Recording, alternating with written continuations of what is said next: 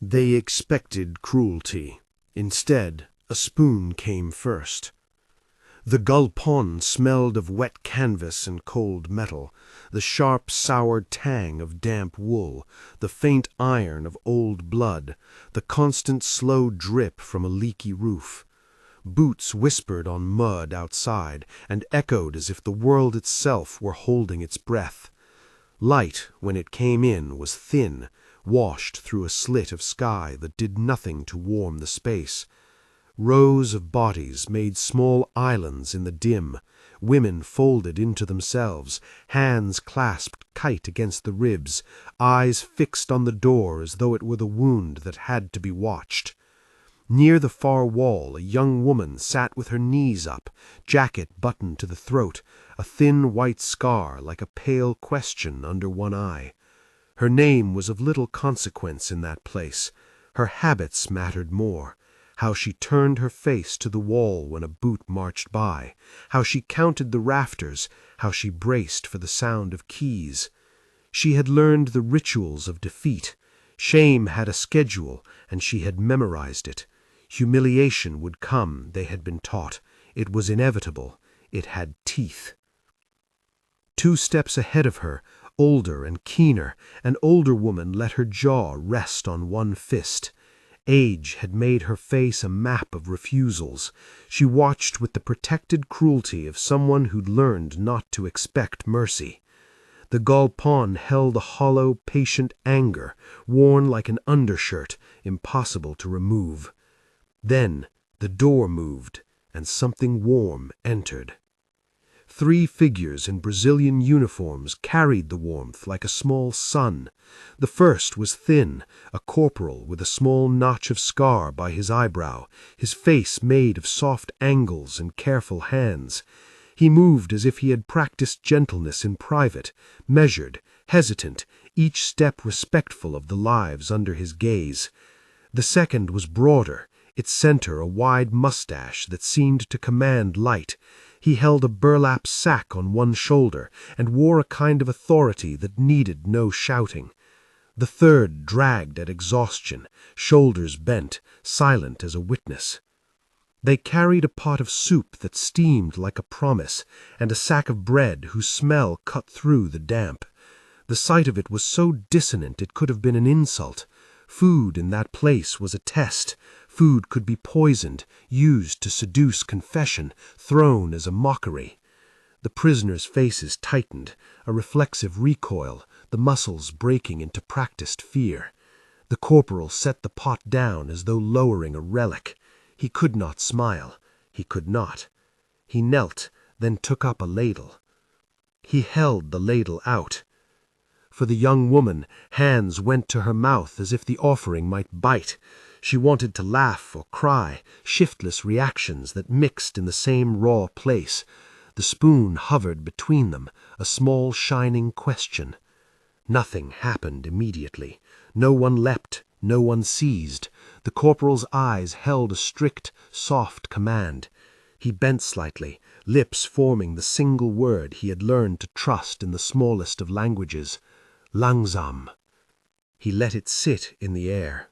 Devagar, he added, the Portuguese falling like the production of a lesser machinery, a soft literalness. Slowly. She flinched. Then she moved, not towards safety, but towards calculation. Her hand came up, trembled, withdrew. A woman beside her spat into the dirt and laughed in a dry, brittle sound. It was a test. Spit could say what hands could not. Show us your truth in the most immediate way. The corporal lifted the ladle into the soup and lifted it again. Steam braided the light. The mustachioed soldier took a crust of bread from the sack, bit it with slow deliberation, and offered the remainder on an open palm. The movement was not theatrical. It was raw. He ate his part as if he were proving that he had not tasted poison. The woman spat. Her mouth made a flat, cynical shape. She reached, took the offered bread, chewed, watched for the reaction in the soldiers' faces for a sign of trickery. Nothing came. The silence held, taut as wire. She did not smile. She sat back, bread between unsteady fingers, and the old map across her face shifted in a way that could be mistaken for relief. In truth, it was more like a recalibration. Trust had been betrayed so often she needed proof repeated. Bread and a spoon were small facts. They did not in themselves overturn the ledger of memory, but they opened the page. If this kind of wartime human story resonates with you, consider subscribing. There are more moments like this that explore the gray, wrenching edges of what people do to each other when the world goes wrong. After the first spoon, the ritual deepened rather than dissolved. The mustachioed soldier, who had the blunt, protective way of someone who shelters by putting himself between danger and others, moved closer. He took a small hand out of the young woman's sight and produced a photograph folded into a grease-stained cloth. The picture was small and ordinary, a cluster of faces around a table, eyes squinting against the sun, a child with hair in a bow. He unfolded it with fingers that trembled, either from cold or from the memory that made the photograph warm. He tapped his chest, then pointed to the tiny face in the picture, then to the canvas roof above them. It was a language without fluency.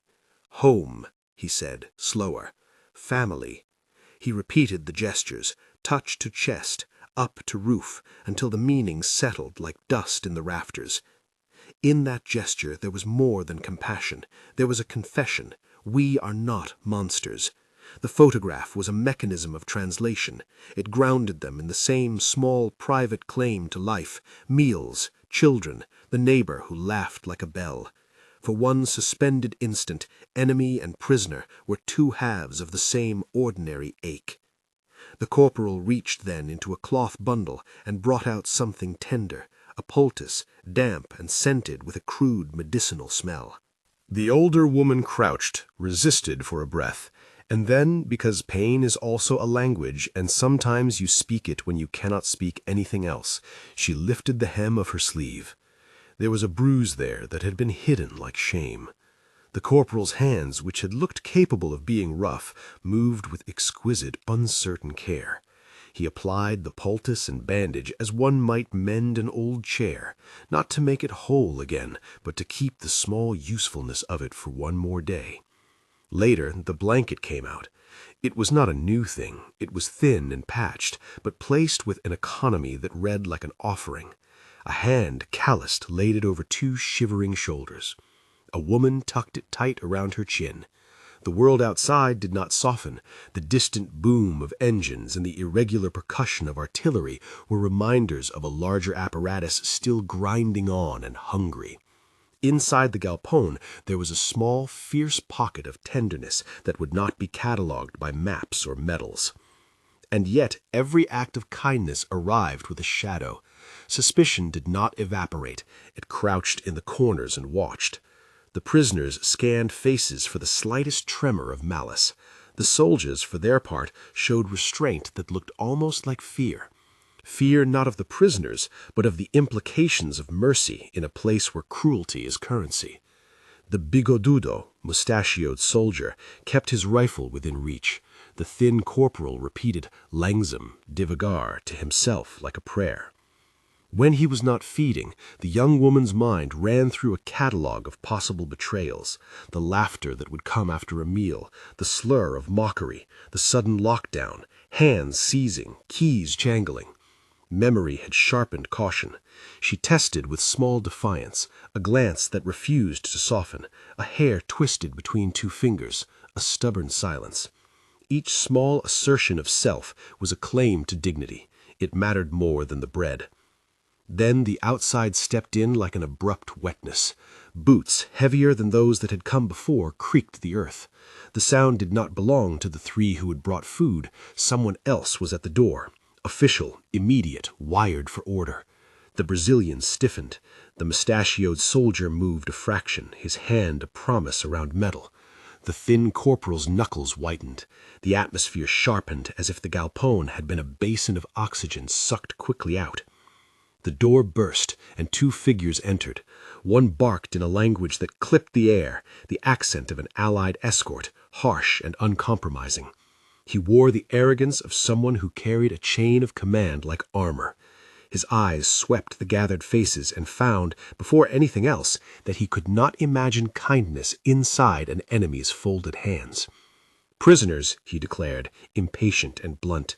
There was no soft translation in his voice. He demanded transfer. These women moved to his custody. It was a routine, exercised like a rite.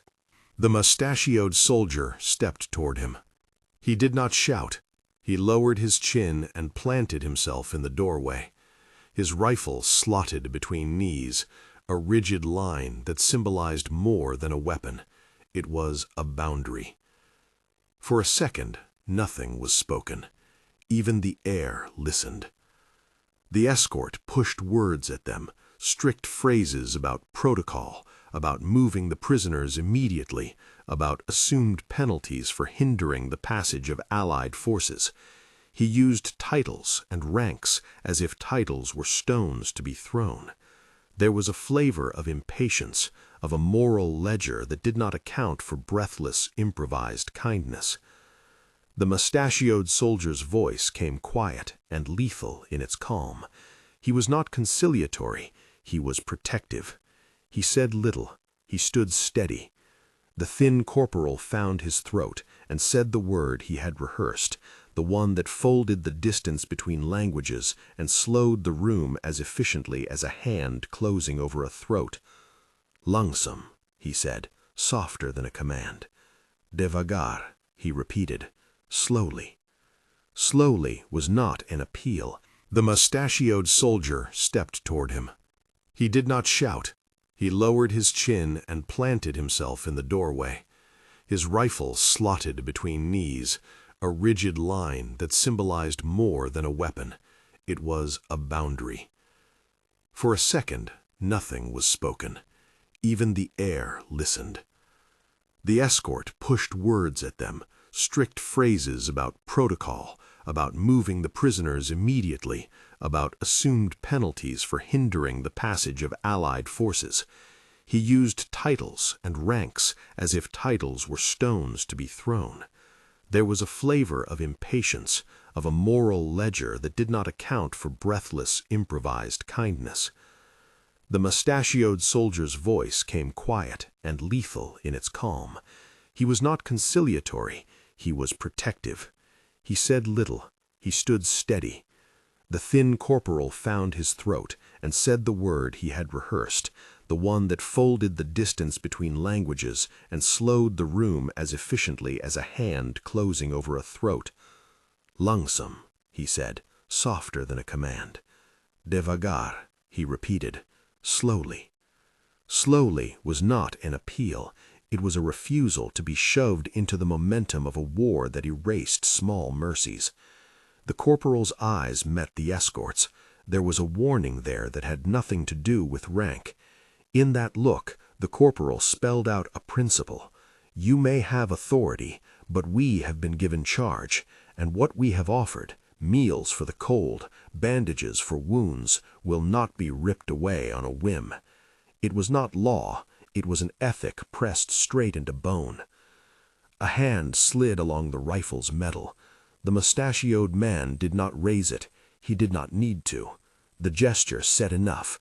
Some boundaries are made by the shape of a person and the intent in his posture, and others by the knowledge that the cost of crossing them would be more than anyone wanted to pay. Negotiation ensued, not loud, but edged. The escort's tone became harder, but the mustachioed man did not waver. Words flared like small, controlled flames, references to orders, to the chain of responsibility, to the possibility of misunderstanding. The thin corporal added quiet counterpoints, explanations that were not apologies, but short histories. This is how it happened, this is what we know, and the women here are under our immediate care. He used the simple logic of presence. We are here, we saw, we will continue. It could have broken in a second. The balance was precarious. A shout, an aggressive step, an unseen command from outside could have dislodged the fragile truce. For an instant, the galpão shuddered under the gravity of that possibility. Then the escort, who had all the formal authority to claim the prisoners, looked at the faces gathered, at the bandaged wrist, the spoon, the photograph, and in that thin, humanest of moments, perhaps tiring of argument or calculating the next bureaucracy, he backed away. He agreed to a delay. The transfer would not be immediate. He left words as sharp as knives. This is not forever. But he left. As the boots of the escort receded into mud, a collective letting go happened in the room. It was not a release into joy.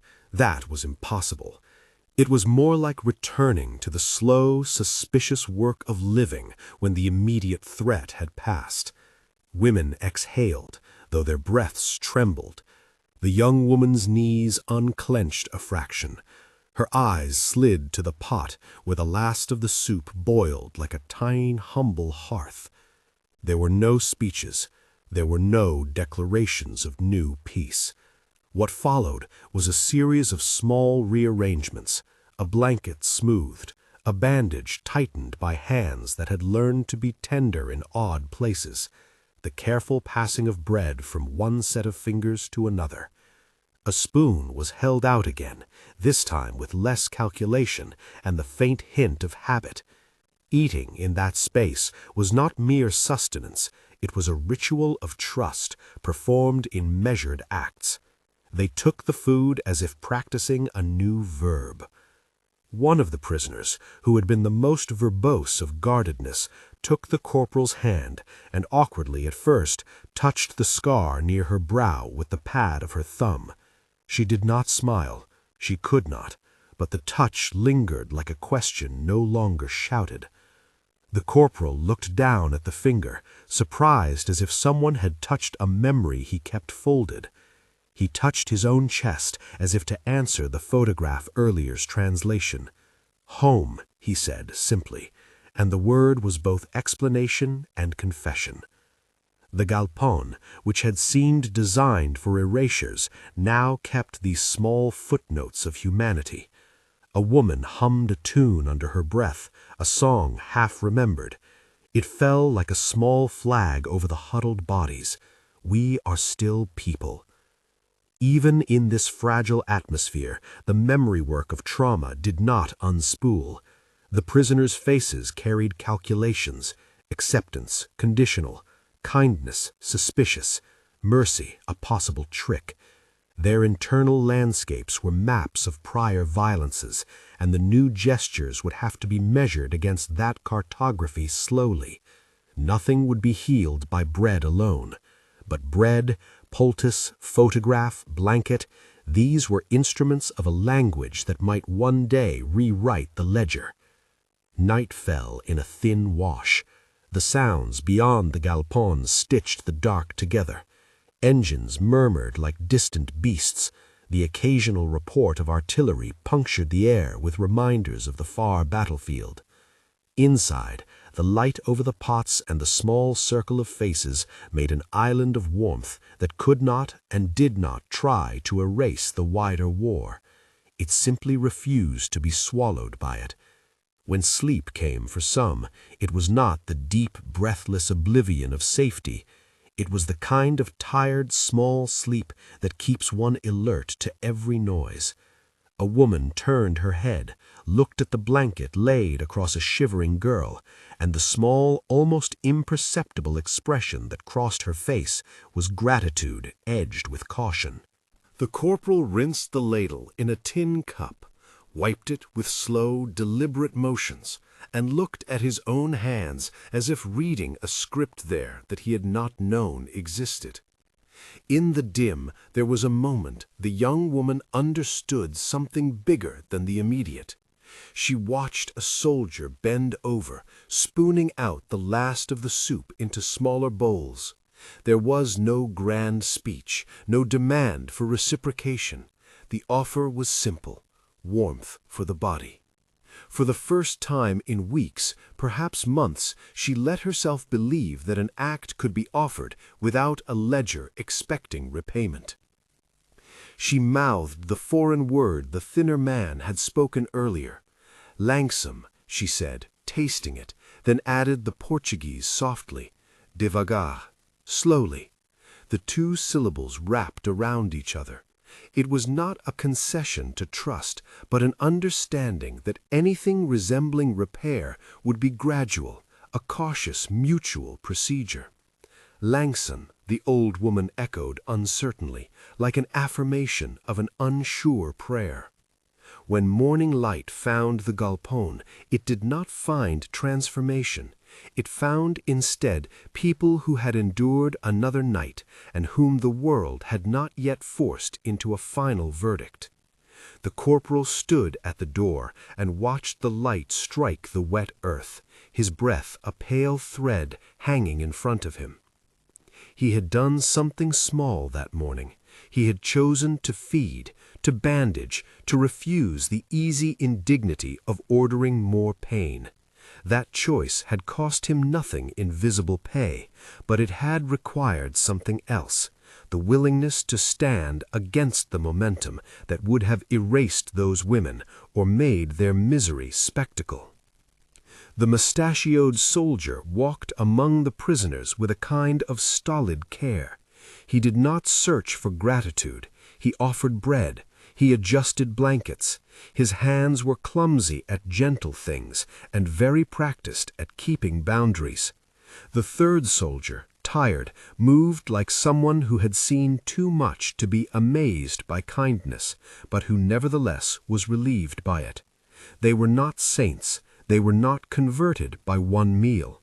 They were men who had made a decision in a cramped place, that human life carried a minimum of obligations even in war. Across the room, the Italian escort's absence was a kind of quiet. His threat had been real. The delay he granted was provisional. The possibility of another knock on the door, another claim of authority, made the calm of that morning brittle. No one pretended otherwise. Trust in that setting could be built only in small, repeatable acts, feeding again tomorrow, bandaging again, not taking advantage when there was power to be had. The young woman kept the image the mustachioed soldier had unfolded. She did not make a show of it. She wrapped the strip of cloth she used to tie her hair. It was an act of safekeeping that did not yet translate into hope, only into a private acknowledgement that it existed among people, things worth protecting. The photograph, unseen by anyone else now, was like a seed in a dark place. Maybe it would grow, maybe it would not, but she had planted it. As the day folded into itself, small conversations bloomed around the pot. Someone tried to teach a word, another mimed the act of setting a table. Laughter surfaced, brief and startled, as if a bird had brushed a window. The sound lodged in the rafters and would have to fight for its place there against the heavier sounds of the war. No one made proclamations, no one promised reconciliation. The change in that galpão was not cinematic, it was cumulative. The shock of compassion, the title's unsettling note, was not a revelation of sudden conversion, but the more disturbing discovery that kindness could appear where cruelty was expected, and that its presence confounded every assumption each person had made about the enemy. That recognition, in a sense, was harder to absorb than violence. Violence fits a narrative. Kindness breaks it. It demands that people renegotiate what they thought they knew about the other. At the edge of that renegotiation, there remained choices. The Brazilian soldiers could have used their position differently. The prisoners could have refused any contact. Instead, they had chosen, each in his or her small way, to open rooms where exchange could safely happen. It felt provisional, because the wider world insisted on volatility. But within the galpão, for the first time since they had been gathered there, the prisoners were allowed a simple human ritual, to be fed. When the Italian escort finally did not return, the thin corporal allowed himself a small, private breath. For a long time he had been someone who kept watch over rations, over movements, over life in that narrow command. He had acted with what he felt was decency, though he knew decency was often a poor protection against orders and reputations. Yet when he looked at the small faces, at their guarded eyes softening like clay under heat, he felt something like the weight of a moral ledger tilt, not toward absolution, but to a careful responsibility. The end of the day was not an end. It was a continuation of a process whose currency was time and repetition. Langsam, the thin corporal said, again, to a prisoner who had been startled by the sudden humility of the moment. He added the Portuguese devagar like a benediction, and then, because words are sometimes clumsy, laid a hand on the woman's shoulder. The touch was brief but precise, a confirmation that gestures could be less risky than they seemed. Outside, engines continued to murmur. The world beyond would keep making its loud, absolute demands. Inside the galpão, however, a spoon rested in a bowl, a photograph was folded away, a bandage dried, a blanket had been smoothed across shoulders. These were small artifacts that quietly testified to a different kind of war, the one between protocol and compassion, between the cold arithmetic of order and the messy, dangerous generosity of care. If the story leaves a single imprint, it is this. The truly shocking thing was not the presence of mercy, that has always been possible, but the collision between expectation and reality when mercy appears unexpectedly and refuses to be read as weakness. The shock is ethical. It forces re-evaluation.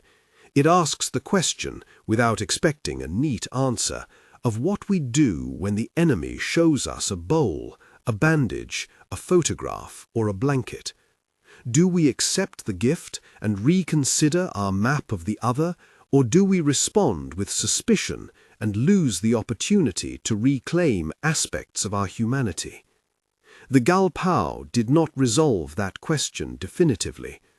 People lived and breathed in the ripple of the morning's choice. The Brazilians would have to repeat their acts. The prisoners would have to decide whether to trust those acts again. Trust, they learned, does not bloom in a day. It grows in layers, slowly, langsam, devagar, until a battered life allows itself the precarious risk of being soft for a moment. When the young woman finally closed her eyes that night, the photograph warm against her hand, she did not dream of peace in sweeping terms. She dreamt instead of a table with a cracked bowl on it, the smell of bread, a child's laugh caught like a bell. She woke with the image still there, a small bulb glowing in a dark room. It would take more than one meal to change the ledger of their history, but it would take only one defiant, consistent kindness to start tilting the world toward an answer. In the quiet that followed, the thin corporal stood at the doorway and watched a spoon being rinsed.